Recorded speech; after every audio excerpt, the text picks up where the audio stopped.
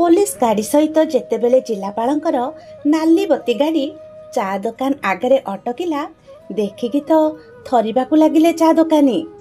जिलापाल ओल्हेई किछि पचारिले। दोकानी पाखरु जहा शुणिले जिलापालंक आखिरु धार धार होई लुह बहिबार लागिला। से दुमकिना चेयर उपरे बसी पड़िले। पूरा म्रियमाण जना पड़ुथिले। किछि समय परे प्रकृतिस्थ होई चेयर रु उठिले। निज गाड़ी और पुलिस गाड़ी को फेरई देले। आउ तुरंत एक कार बुक करी से सेई घरे पहुंची गले। हेले जेतेबेले से घर लोकों को देखिचंती निज आखि को तो विश्वास करि पारिलेनी। जयपुर सहरर मझी भागरे थिबा चा दुकान सामने जिलापाल गाड़ी हठात अटकिला। साथी पुलिस नहीं आसीथिबा जिलापाल नाली बत्ती गाड़ी फटाफट ओल्है पड़िले। पुलिस और जिलापाल को देखि चा दुकानीकर जेमिति हल्का सुखीगला। देखिकी तो से डरीगले। से ही गाड़ी ओल्है जिलापाल निजे चा दुकानी पाखकू गले। पचारिले सुदाम महापात्र कुआडे गले। चा दुकानी टिके आश्चर्य होई पचारिले कि सार सुदाम महापात्र किए? मु तो तांको जानिनी। सेठू जिलापाल राजीव पचारिले कि अरे से सुदाम महापात्र जी तम आगरू एठारे चा दुकान करुथिले। चा दुकानी टिके मने पकई कहले कि सार से तो 3 वर्ष आगरू निज गाँ को पलैचंती। आउ से जीवा परठारू मु एठारे चा दुकान करिछि। गाँ को पलैबा कथा सुने राजीव बाबूଙ୍କ मन टिके दुख होइगला। मुहरे एक अलगा भाव स्पष्ट भावे बारी होई पड़िला। टिके भाबिबा परे पचारिले कि से गाँ को काहेकि पळाइले। चा दुकानी कहले कि मु जानिनी सार, तांको भी मु देखिनी। से ए जगह छाड़ीबार 12 दिन पर ही मुझे जगह को आसीथिली। खाली सुनीथिली कि सुदाम भाई जने एठारे चा दुकान करिथिले। आउ धीरे धीरे तांको देह खराब होला। सुखिकी कंटा होई गले। आउ दुकान करि न पारिबारु से ए जगह छाड़ी गाँ को पळैले। ए सब सुनिकी राजीव बाबूको छाती धड़पड़ हेबाकू लागिला। निज ऊपर बहुत राग आसिला कि से एते डेरी करदेले। पुणी मने मने भाबिले कि नाई नाई से परी भल लोक केबे भी एते जल्दी दुनिया छाड़िकी जाई परिबेनी। भाभी भाभी पाखरे पड़िथिबा एक चेयर ऊपर बसी पड़िले। चा दुकानी पचारिले कि सार चा कर देबी कि? हेले राजीव बाबू आखि बंद कर कौन सब भाबुथिले। पुणी थरे चा दुकानी पचारिले कि सार चा देबी कि? सेठू राजीव बाबू टिके स्थिर होई कहले कि हाँ 5टा चा करि दियो। 2 मिनिट परे 3टा स्पेशल चा नहीं राजीव बाबू तांको ड्राइवर और 3 पुलिस बाबू हाथ रे धरई देले चा दुकानी। राजीव बाबूंकर 10 वर्ष तलर कथा मने पड़ीगला। आज को ठीक 10 वर्ष तले ठीक एई जगार से ही आसी भोक शोषरे बसी रहिथिले। दीर्घ समय बसिबार देखि सुदाम तांको पचारिले कि पुओ कौन किछि असुविधा होईछि कि? बहुत दुखी देखा जाउछ, चा देबी कि? सुदाम को मुहरु टिके अनेवा परे राजीव कहले कि मो पाखरे टंकाटिए भी नहीं अंकल। राजीव को एई कथारे सुदाम को संदेह होला। से पचारिले कि भोकिला भी जना पड़ुछु पुओ, खाइनु बोधे? से एतिकी पचारि देबा परे राजीव बाबूଙ୍କ आखिरे जेमिति लुह जकेई आसिला। आउ भो भो होई कांदी पकेइले। सेठू सुदाम कहले कि नाई पुओ कांदनी, एइने चा आ बिस्कुट खाई दे, मते टंका दबा किछि दरकार नहीं। सुदाम को हाथरू चा बिस्कुट नहीं खाइबा आरंभ कले राजीव। सेठू सुदाम पचारिले कि घरु बोधे पळै आसीचु नाई कि पुओ? राजीव मुंड हलेई हाँ कले। सुदाम बुझेइकी कहले जे पुओ जहा हेले भी घर छाड़ी पळै आसीबा ठीक कथा नुहे। तू घर को फेरी जा। बापा माँ का कथा केबे भी खराब भाबिबा कथा नुहे। सेमानक गाड़ी रे भी स्नेह भल पाइबा थाए। सेठू राजीव कहले कि अंकल मोर बापा मा नाहंती। पिला दिन ही से माने चली जाइचंती। मामू माई को पाखरे रहूची, किंतु सेठारे मो जीवन नर्क परी होई जाइची। से माने मते पढ़ेबा को देउ नाहंती। मते काम रे लगे टंका रोजगार करबा को चाहुचंती। सेमानक पाखरे बहुत टंका अछि, हेले से माने आउ मो पिछारे खर्च करबा को चाहु नाहंती। तांको केवल टंका दरकार, किंतु मु पढ़िबा को चाहुथिली। जेतेबेले मु ए कथा कहिली से माने मते मारिले पिटिले। आउ धीरे धीरे तांको निर्यातना बढ़िबा को लागिला। ବାଧ୍ୟ ହୋଇ ମୁଁ ଘର ଛାଡ଼ି ପଳେଇ ଆସିଲି। ସେଠୁ ସୁଦାମ କହିଲେ କି ଯାହା ବି ହେଉ ବାପା ମାଙ୍କ ପରେ ସେମାନେ ତ ନିଜର। ଏବେ ତୁ ପିଲା ଅଛୁ, ବୟସ 17 କି 18 ହବ। ଏ ବୟସରେ ଏକୁଟିଆ ରହିବୁ ତ ଏ ଦୁନିଆ ତତେ ଭିକାରୀ କରିଦବ। ହେଲେ ରାଜୀବଙ୍କ ମନ ମାନୁ ନଥିଲା। ସେ ତୁରନ୍ତ ସୁଦାମଙ୍କ ଗୋଡ଼ ଧରି ପକେଇଲେ। ଅଙ୍କଲ ପ୍ଲିଜ୍ ମୋତେ ରହିବାକୁ ଟିକେ ଛାତ ଦେଇଦିଅ। ମୁଁ କାମ କରିକି ପାଠ ପଢ଼ିବି। ମୋତେ ପଢ଼ିବାର ଅଛି, ବଡ଼ଲୋକ ହେବାର ଅଛି।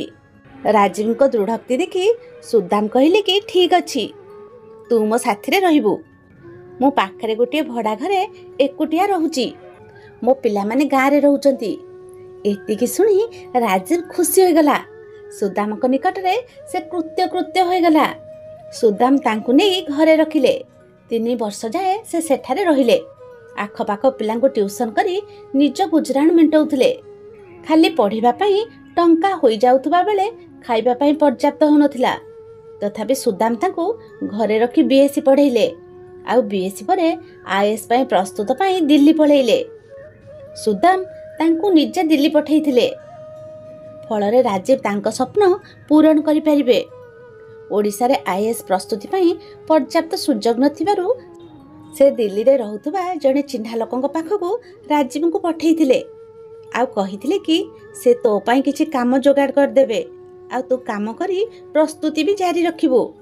ଆଉ ଯଦି କିଛି ସମସ୍ୟା ହେଲା ତାହେଲେ ମୋତେ ଚିଠି ଲେଖି ଜଣେଇବୁ। ଟଙ୍କା ଦରକାର ଥିଲେ ବି ସଂକୋଚ କରିବୁନି।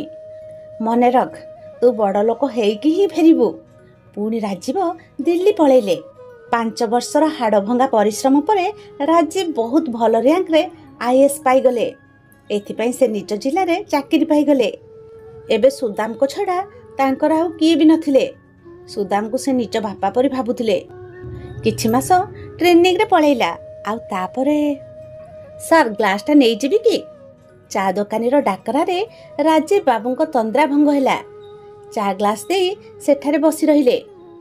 ସେଠାରେ ଆଖପାଖ ଦୋକାନୀ ପ୍ରଥମ ଥର ପାଇଁ ଜଣେ ଜିଲ୍ଲାପାଳଙ୍କୁ ରାସ୍ତାକଡ଼ ଚା ଦୋକାନରେ ବସି ଚା ପିଇବା ଦେଖୁଥିଲେ। ସେଠୁ ରାଜୀବ ବାବୁ ଉଠି ଛିଡ଼ା ହେଲେ। ଆଉ ନିଜ ସାଥିରେ ଆସିଥିବା ପୋଲିସ ଓ ନିଜ ଗାଡ଼ିକୁ ସେଠାରୁ ଫେରାଇ ଦେଲେ। ନିଜେ ଗୋଟିଏ କାର୍ ବୁକ୍ କରି ଏକୁଟିଆ ସୁଦାମଙ୍କ ଗାଁ ଆଡ଼କୁ ବାହାରି ପଡ଼ିଲେ। ଗାଡ଼ିରେ ଆଖି ବନ୍ଦ କରି ବସି ରହିଥିବା ରାଜୀବ ସବୁ କଥା ମନେ ପକାଉଥିଲେ। 7 ବର୍ଷ ଆଗରୁ ସେ ଦିଲ୍ଲୀ ଅଭିମୁଖେ ବାହାରିଥିଲେ। ସେଦିନ ସୁଦାମ ବାବୁ ଭାରି ଉଦାସ ଥିଲେ। ସେ ନିଜେ ତାଙ୍କୁ ଟ୍ରେନରେ ବସାଇବା ପାଇଁ ଯାଇଥିଲେ। ରାସ୍ତାରେ କହୁଥିଲେ କି ତୁ କେବେ ବି ନିଜକୁ ଏକୁଟିଆ ଭାବିବୁନି। ତୁ ଜାଣିଛୁ ମୋର ପୁଅ ନାହିଁ, ଭାବିନେବୁ କି ତୁ ମୋ ପୁଅ ବୋଲି। ଘରେ ତୋ ମା ଆଉ 2 ଭଉଣୀ ଅଛନ୍ତି।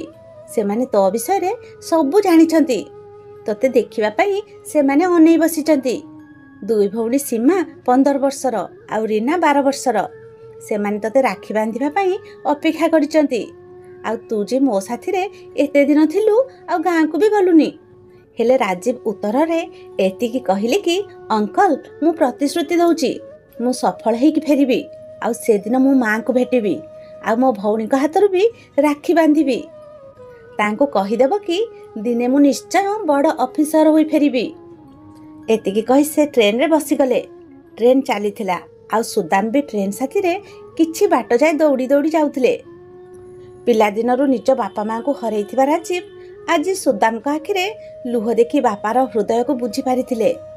କାରରେ ଏକା ବସି ଏସବୁ ଭାବି ଭାବି ରାଜୀବଙ୍କ ଆଖିରେ ଲୁହ ଚାଲି ଆସିଲା। ଅଙ୍କଲ ମୋର ଏତେ ଯତ୍ନ ନେଉଥିଲେ, ଆଉ ମୁଁ ତାଙ୍କୁ ଗୋଟିଏ ବି ଚିଠି ଲେଖିପାରିଲିନି। କେତେ ସ୍ୱାର୍ଥୀ ହୋଇଯାଇଥିଲି ମୁଁ।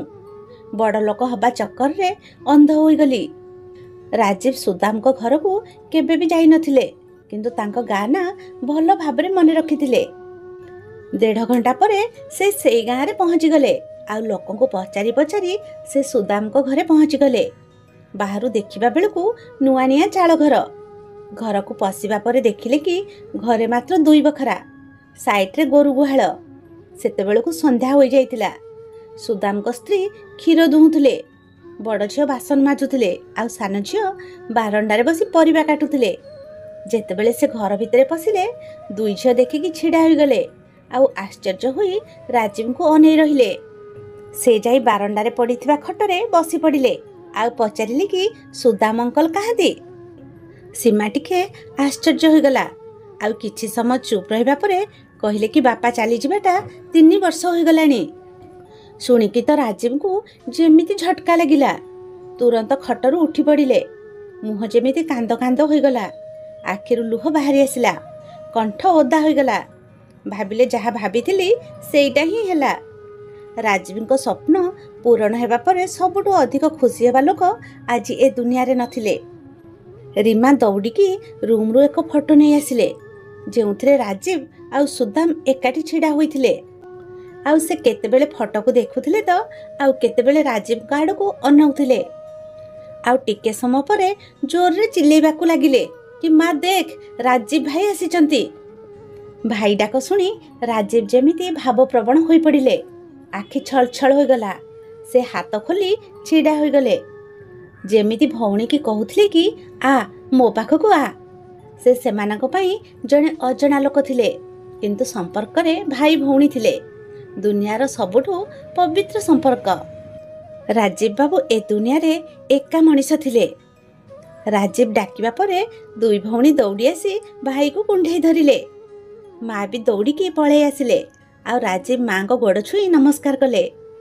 ତଳୁ ଉଠେଇ ମା ରାଜୀବକୁ ଜାବୁଡ଼ି ଧରିଲେ। କହିଲେ ଆସିବାକୁ ବହୁତ ଡେରି କରିଦେଲୁ ରେ ପୁଅ। ସୀମାର ବାପା ତୋତେ କେତେ ମନେ ପକାଉଥିଲେ। ଶେଷ ସମୟରେ ତତେ ହିଁ ଖୋଜୁଥିଲେ। ବାରମ୍ବାର କହୁଥିଲେ କି ରାଜୀବକୁ ଡାକ। ମା ମୁହଁରୁ ଏତିକି ଶୁଣି ଯେମିତି ଥୟ ଧରି ପାରିଲେନି ରାଜୀବ। ଆହୁରି ଜୋରରେ କାନ୍ଦିବା ଆରମ୍ଭ କରିଦେଲେ। ଅଳ୍ପ ସମୟ ପରେ ପଚାରିଲେ କି ତାଙ୍କର କ'ଣ ହୋଇଥିଲା କି ମା। ମା କହିଲେ କି 5 ବର୍ଷ ଆଗରୁ ଯେତେବେଳେ ସେ ସହରରୁ ଫେରିଲେ, କେଜାଣି ତାଙ୍କୁ କେଉଁ ରୋଗ ମାଡ଼ି ବସିଥିଲା। ଶୁଖିକି ତ କଣ୍ଟା ହୋଇଯାଇଥିଲେ। ଯାହା ଖାଇଲେ ଦେହରେ ଲାଗୁନଥିଲା। 1 ବର୍ଷ ଯାଏ ତ ବହୁତ ଡାକ୍ତରଙ୍କୁ ଦେଖେଇଲୁ, ହେଲେ କିଛି ଫାଇଦା ହେଲାନି। ଏମିତିରେ ଦିନେ ସେ ଆମକୁ ଛାଡ଼ି ଚାଲିଗଲେ। ସେ ଯିବା ପରେ ଆମ ଉପରେ ଯେମିତି କଷ୍ଟର ପାହାଡ଼ ଲଦି ହୋଇଗଲା। ସୀମାର 2 ଦାଦା ଯେମିତି ପଛରେ ପଡ଼ିଗଲେ। କହୁଛନ୍ତି କି ଏ ଘର ଆଉ 2ଟି ଜମି ତାଙ୍କ ନାଁରେ କରିଦେବାକୁ, ନହେଲେ ସେ ଝିଅମାନଙ୍କର ବିବାହ କରେଇ ଦେବେନି। ଗଲା 15 ଦିନ ହେଲା ସେମାନେ ଆମକୁ ବସେଇ ଉଠେଇ ଦେଉନାହାନ୍ତି। ପ୍ରତିଦିନ ଆମ ସହିତ ଝଗଡ଼ା ଲଗାଉଛନ୍ତି। ଆଉ କହୁଛନ୍ତି କି ଝିଅମାନଙ୍କ ବିବାହ ପରେ ତ ଏ ଜମି ତାଙ୍କର ହୋଇଯିବ। ସେଠୁ ରାଜୀବ କହିଲେ କି ମା ଏବେ ମୁଁ ଆସିଯାଇଛି, ଆଉ କିଛି ଅସୁବିଧା ହେବନି, ମୁଁ ସବୁ ଠିକ୍ କରିଦେବି। ସେଠୁ ପୁଣି ମା କାନ୍ଦି ପକାଇ କହିଲେ କି ଆସିବାରେ ବହୁତ ଡେରି କରିଦେଲୁ ରେ ପୁଅ। ରାଜୀବ କାନ୍ଦି କାନ୍ଦି କହିଲେ କି ମା ମୁଁ ବଡ଼ ଲୋକ ହେବା ଚକ୍କରରେ ଫସି ଯାଇଥିଲି। ସେଠୁ ମା କହିଲେ କି ଏବେ ବଡ଼ ଲୋକ ହେଲୁ କି ନା ରେ ପୁଅ। ରାଜୀବ କହିଲେ କି ହଁ ମା। ମା କହିଲେ କେତେ ବଡ଼, ଥାନା ବାବୁ ପରି ନା ତହସିଲଦାର ପରି। ରାଜୀବ କହିଲେ କି ସେମାନଙ୍କଠୁ ବି ବଡ଼, କଲେକ୍ଟର ହୋଇଯାଇଛି ମା। ସୀମା କହିଲେ କି ମା ଭାଇ ଆମ ଜିଲ୍ଲାର ଜିଲ୍ଲାପାଳ, ଅର୍ଥାତ୍ ଜିଲ୍ଲାର ସବୁଠୁ ବଡ଼ ଅଫିସର। ମା କହିଲେ କି ଆଚ୍ଛା ଏବେ ରହ, ମୁଁ ସାଙ୍ଗେ ସାଙ୍ଗେ ଆସୁଛି। କହି କହି ସେ ସୀମାର ଦାଦା ଘରକୁ ପଳେଇଲେ। ଆଉ ଚିଲେଇ ଚିଲେଇ କହିଲେ କି ଶୁଣ ସବୁ, ଏବେ ମୁଁ ଆଉ ଏକୁଟିଆ ନୁହେଁ, ମୋ ପାଖକୁ ମୋ ପୁଅ ଆସିଗଲାଣି। ଥାନା ବାବୁ ତୁମର ଚିହ୍ନା ଜଣା ନା, ମୋ ପୁଅ କଲେକ୍ଟର। ଏବେ ମୋ ଜମି ଆଡ଼କୁ ଆଡ଼ ଆଖିରେ ବି ଅନେଇବନି, ନହେଲେ ତମର ଅବସ୍ଥା ଖରାପ କରିଦେବି। କାନ୍ଥ ଆର ପାଖରେ ଛିଡ଼ା ହୋଇ ସମସ୍ତେ ଶୁଣୁଥିଲେ। ଆଉ କଲେକ୍ଟର କଥା ଶୁଣୁ ଶୁଣୁ ସମସ୍ତେ ଡରିଗଲେ।